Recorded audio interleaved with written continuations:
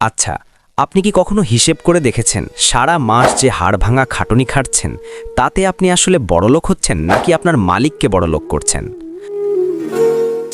আপনার অবস্থা অনেকটা ওই ব্যক্তির মতো যে একটা ফুটো বালতি নিয়ে নদী থেকে জল তোলার চেষ্টা করছে।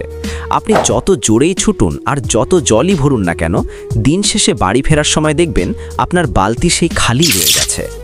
আপনার আয় যদি হয় বালতির জল, তবে বাজারের চড়া দাম আর আপনার দৈনন্দিন খরচ হলো ওই বালতির ফুটো।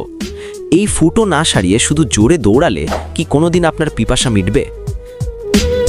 তিতা সত্য হলো আপনি আজীবন অন্যের দালান বানাবেন, কিন্তু নিজের ঘর তোলার টাকা কোনো দিন জুটবে না। চাকরি আপনাকে শুধু ততটুকুই দেয় যাতে আপনি টিকে থাকেন, কিন্তু বড়লোক হতে না পারেন। আপনার সবচেয়ে মূল্যবান সম্পদ আপনার সময়, যা আপনি অন্যের স্বপ্ন পূরণের জন্য সস্তায় বিক্রি করছেন। আর বেকার ভাইদের বলছি, আপনি চাকরির আশায় বসে থেকে নিজের জীবনের শ্রেষ্ঠ সময়গুলো নষ্ট করছেন। পৃথিবী আপনার ডিগ্রির দাম দেয় না, দাম দেয় আপনি কতটা সমস্যার সমাধান করতে পারেন তার। এই ফুটো বালতি সারানোর রাস্তা মাত্র দুটি। এক, চাকরি করুন বা না করুন, সাইড দিয়ে নিজের একটা ছোট ব্যবসা বা ইনকাম সোর্স শুরু করুন, যেটা আপনি ঘুমালেও আপনার জন্য টাকা আয় করবে। দুই, টাকা জমানোর চিন্তা বাদ দিয়ে নিজের স্কিলের উপর ইনভেস্ট করুন।